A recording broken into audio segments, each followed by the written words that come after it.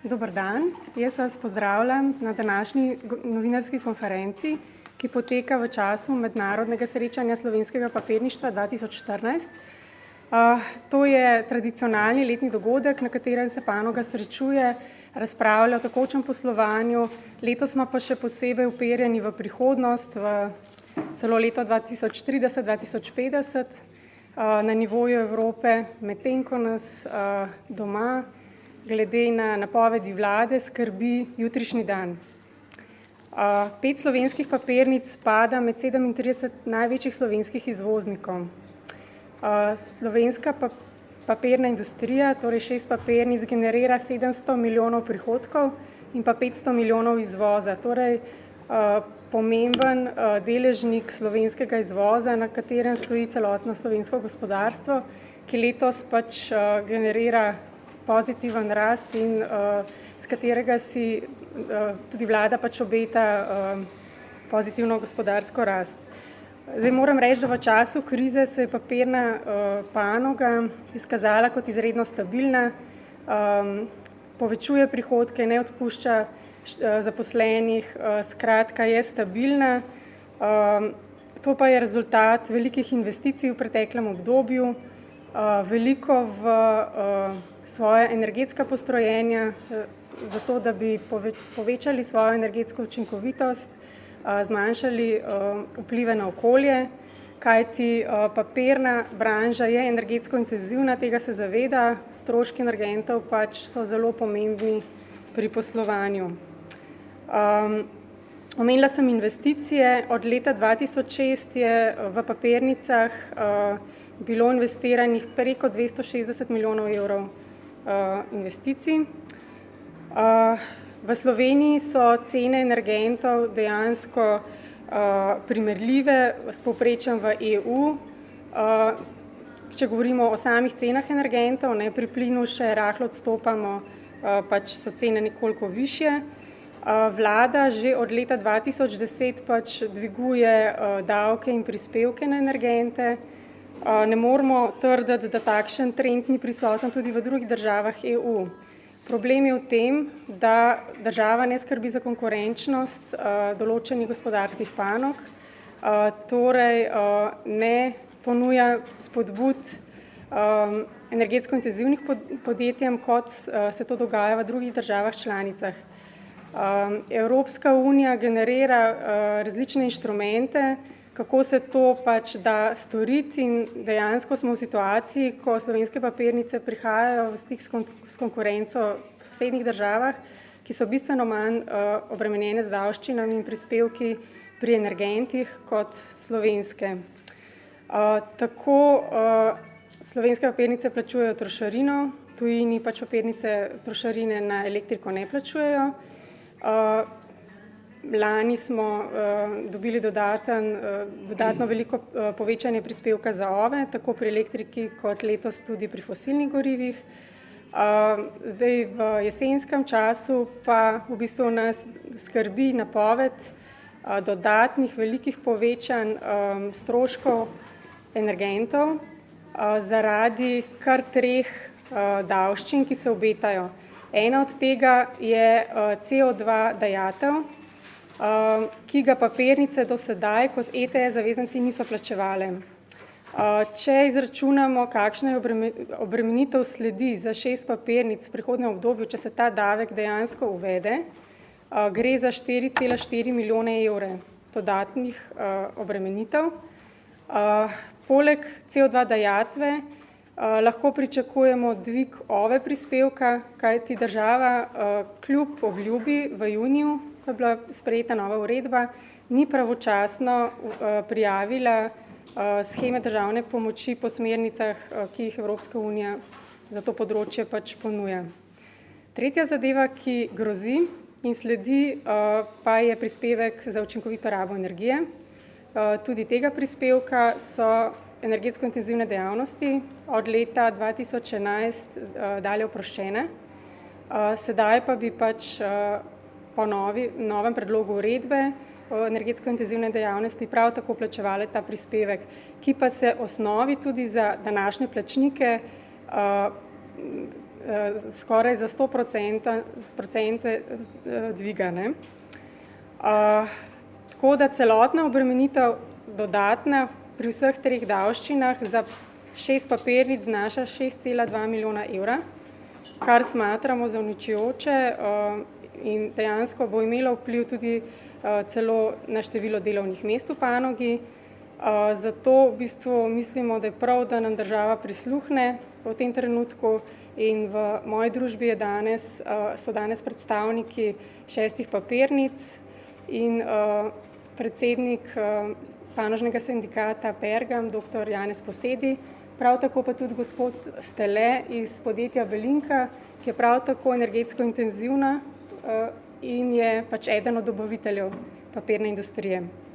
Tako da jaz bi zdaj predala besedo predstavnikom podjetjem, kar po vrsti mogoče, da povejo svojega vidika, kaj grozeče davščine pomenijo za njihova podjetja.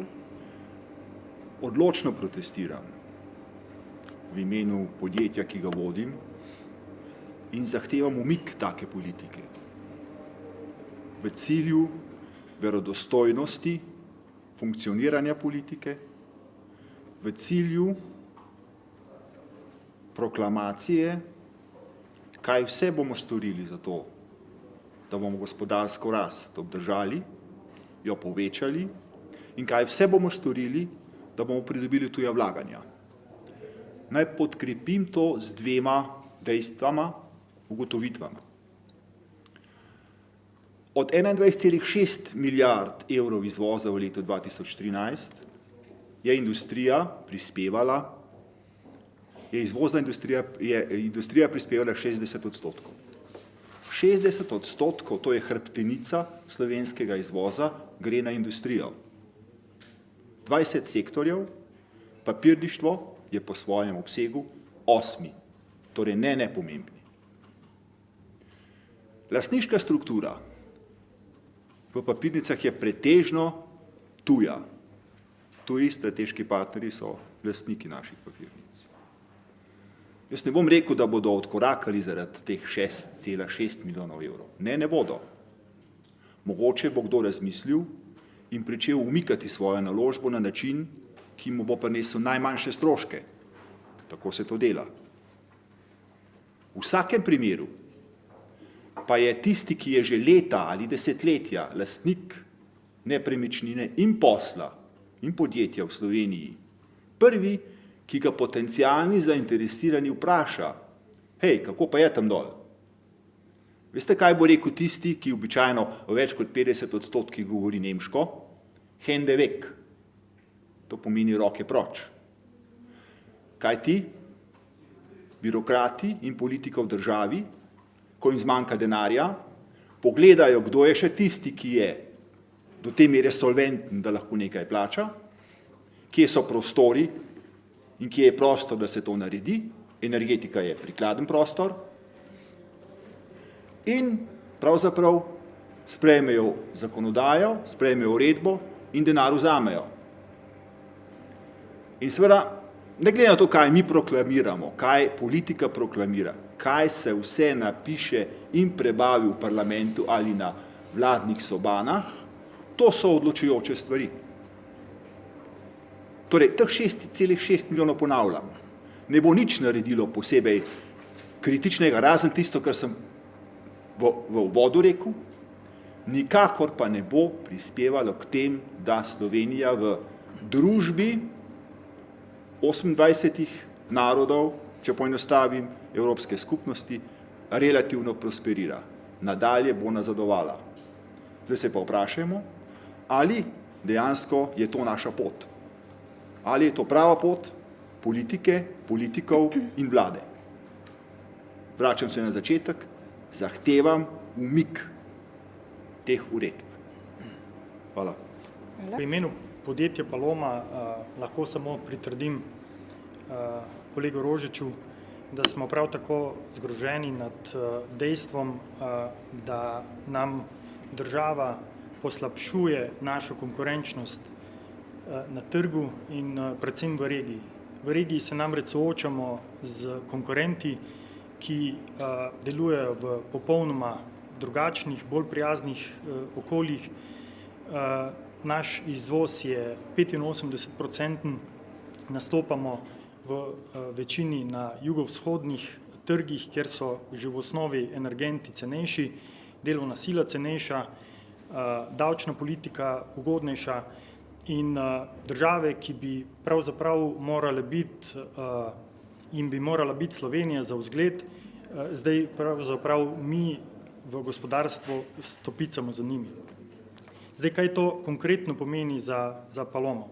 Mi smo pred slabimi 14 dnevi potrdili gospodarski načrt za leto 2015 na osnovi znanih dejstev.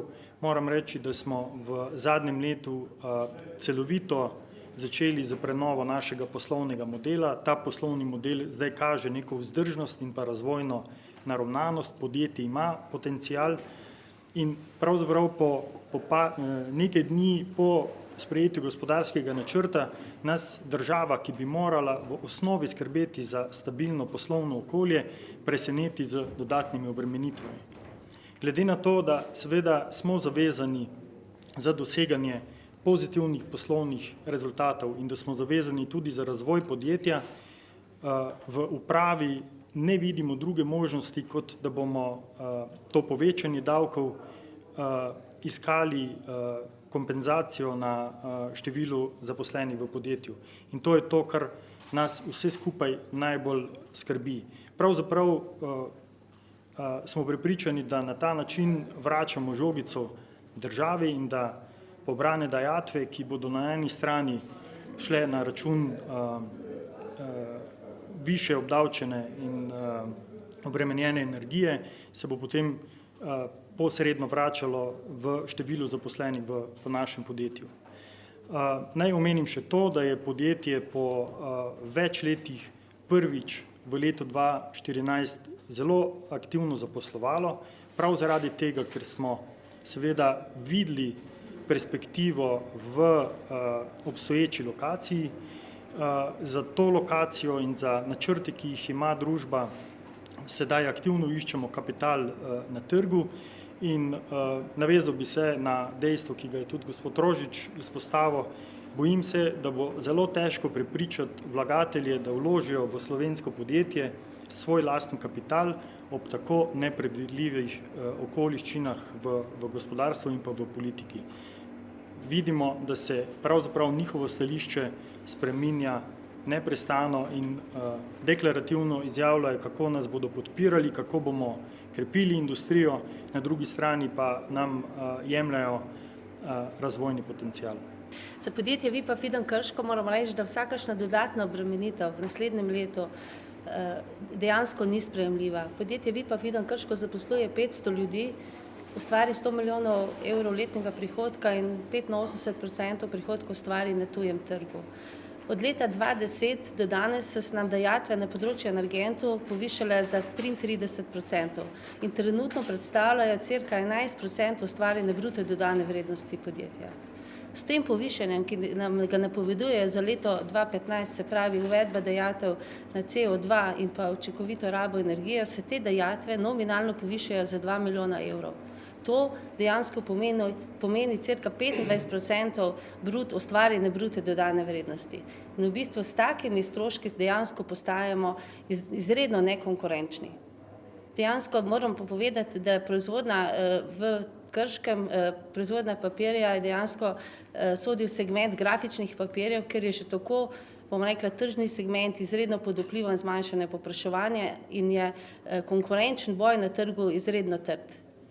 Tako da konkretno, kaj to za nas pomeni, definitivno umik vseh investicij planiranih za naslednje leto, ki so pa nujne, da zadržimo konkurenčen položaj na trgu in pa seveda na drugi strani so ogrožena tudi delovna mesta.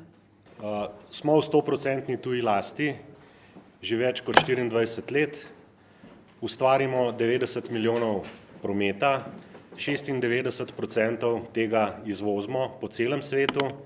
Seveda je prioritetni trg Evropa, zato je konkurenčno okolje v Sloveniji izredno pomembno za nas v primerjavi z evropskim okoljem.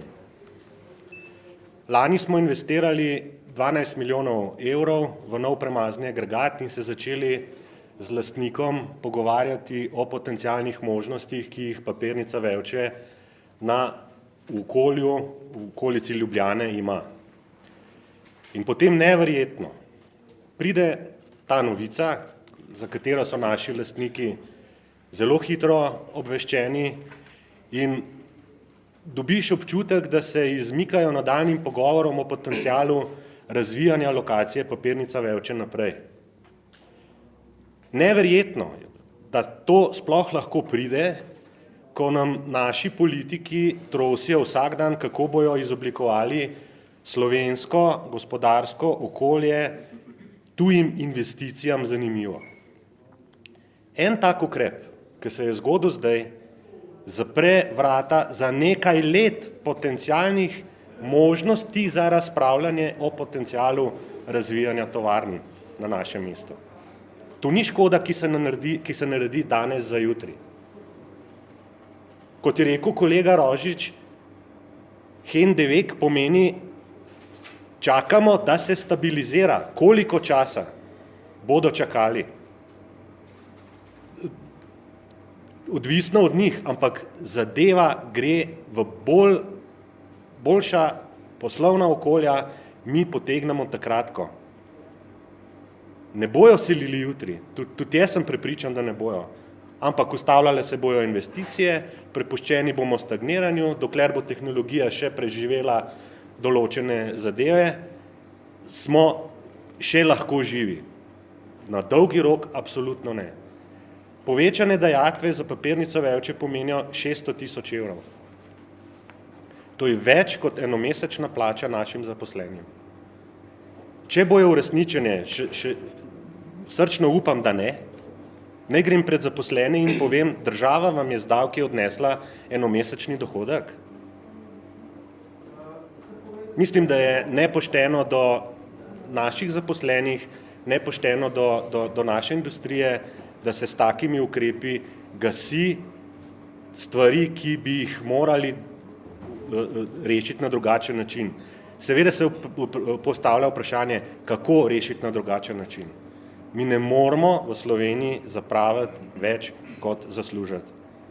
To je tako, kot mi v tovarni, da bi rekli, če ne zaslužimo dovolj, bomo pa dvignili prodajne cene. Pol ne bomo še toliko prodali, kot zdaj prodamo.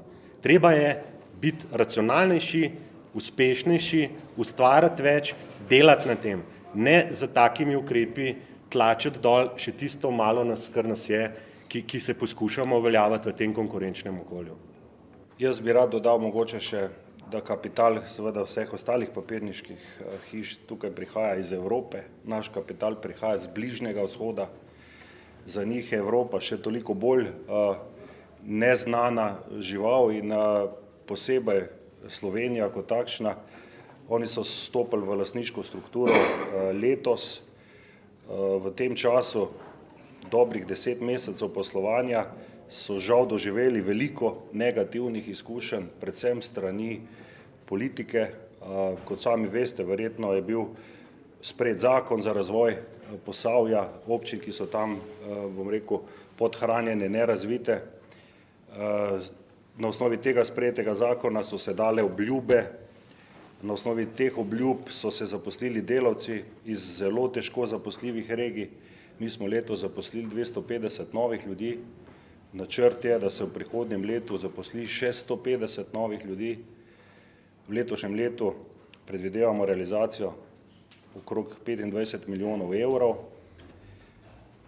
90% naše realizacije gre v tujino.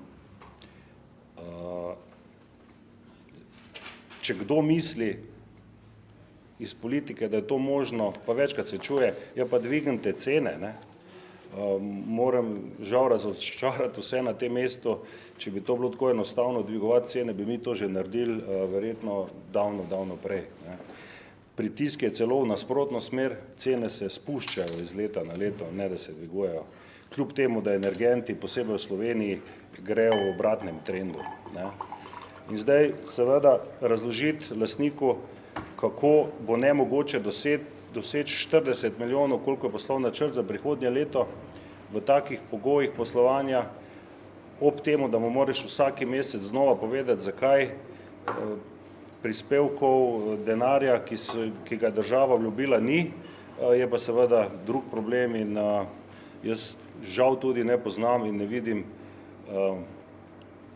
dodatnih vzpodbud strani lastnika za razvoj naše papirnice ali pa projektov, ki so povezani z našo papirnico v Sloveniji. Tako da jaz tudi moram na tem mestu apelirati na vse, ki sprejemajo zakonodajo in pa ki razmišljajo o razvojnih spodbudah, da konkretno ali pa korenito spremenijo svoj nastop in pa razmišljajo o tem, kaj počnejo.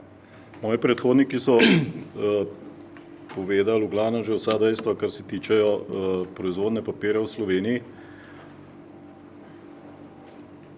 Iz vseh teh nastopov sledi, da izvažamo, bom rekel, preko 90% našega produkta, ker je slovenski trg pač premajhen.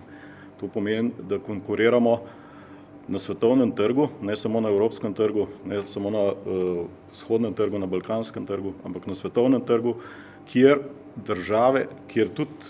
se tudi dogaja proizvodnja papirja, ampak tam države oziroma vlade ščitijo svoje proizvajalce papirja. To mislim, da vejo vsi, ki smo na tej strani, zaradi tega, ker je kapital v slovenskih papirnicah je zelo, bom rekel, raznolik, tako kot lastništvo.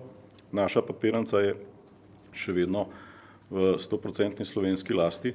Težave ima pa enake kot naš lastnik, ima v bistvu enake težave kot vsi ostali lastniki, ne glede od tega, od kje prihajajo lastniki.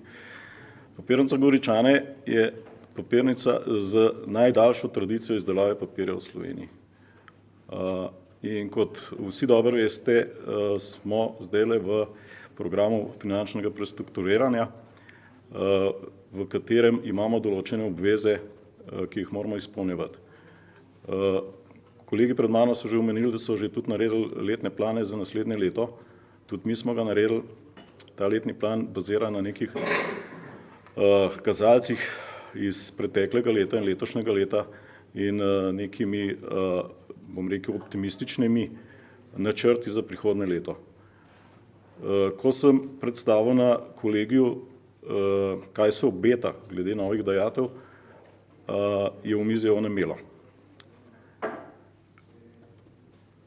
Praktično so me malo čuden gledali, pa so visel vprašanje, ali se jaz delam norca, da se kdo drug dela norca iz nas. Po eni strani se borimo za dobavitelje energentov, bom rekel, na nož, pa gledamo dobesedno na cente, ki bomo prehranili per kubičnem metru plina, ki bomo prehranili per kilovaturi. Vlagamo v bistvu v tisto, kar investiramo. V kakršnikoli težki finančni situaciji smo investiramo, zaradi tega, ker brez investicij v papirništvu je samo vprašanje časa, kdaj boš umrl, kdaj te ne bo več, kdaj te bo konkurenca povozila, kdaj boš se sesedel.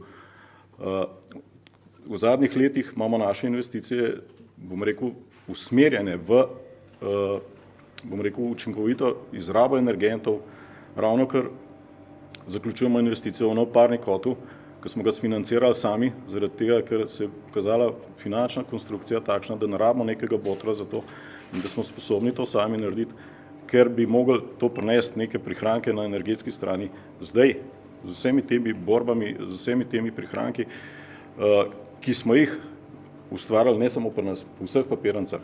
V zadnjih letih bo to zvodenelo.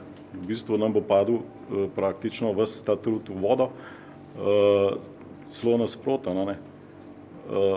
Še prekrajšen bomo, tudi če bo se kakršnakoli zakonodaja spremenila, bojo od nas zahtevali, dajte še nekaj narediti, da boste zmanjšali porabo energentov. In te ukrepi pa te rezultati iz preteklosti kar naenkrat nič vreden. Se pravi, zdaj nas bojo stisnili s tem, kar nam obetajo, potem bojo pa nove pogoje postavili, ki jih nam mogli v bistvu v kratkem roku sploh ne več realizirati.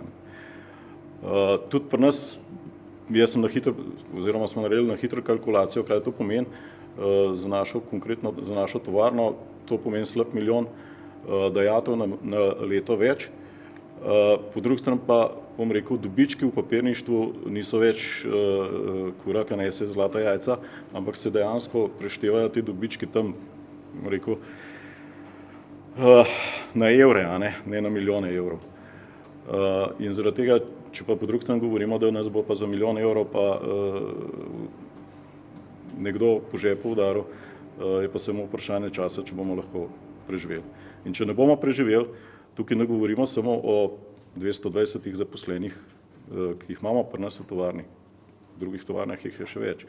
Govorimo o družinah, ki stojijo odzad, zaradi tega, ker imamo precej takih primerov, ko sta zaposlena tako mož in žena v tovarni. Tako da mi tudi apeliramo na našo vlado, da na večkrat po svet hodi, pa na večkrat po svetu pogleda, kako države ščitijo svojo industrijo. V Konfederaciji sindikatov Pergam smo preprosto rečeno zgroženi nad aktivnostmi nove vlade, predvsem nad brezglavim tavanjem po prestrukturiranju javnih financ. Morate vedeti, država ima probleme, kompleksne probleme, ampak način, kako se tega loteva, je skrajno neprimeren. Papirna industrija, papirno-predelovalna industrija je ena zadnjih industrij v gozdno-lesni verigi, ki jo tako opevamo, ki si jo želimo obuditi, ki deluje, ki ima nek potencial za razvoj, in še to bomo z tovrstnimi pristopi pokopali. V Konfederaciji sindikatov Pergam smo na to že upozorili odbor Državnega zbora za gospodarstvo, to je bilo v petek, skupaj s predstavniki gospodarske zbornice. Na sestanku s predsednikom vlade smo rekli, da je to ena od zadev, ki je za nas popolnoma nesprejemljiva, in v ponedeljek v pogovoru z ministrom za finance smo še ponovno potrdili in zahtevali, da se to nemudoma umakne. Pa mogoče razlogi, zakaj smo pri tej zadevi tako nefleksibilni.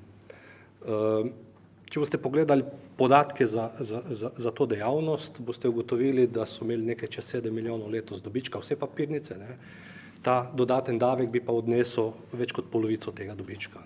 Mi nimamo nič proti, če se obremenjuje kapital, če se obremenjuje dobički, ampak poslovanje podjetja na tak netransparenten in skrajno škodljiv način je nesprejemljivo.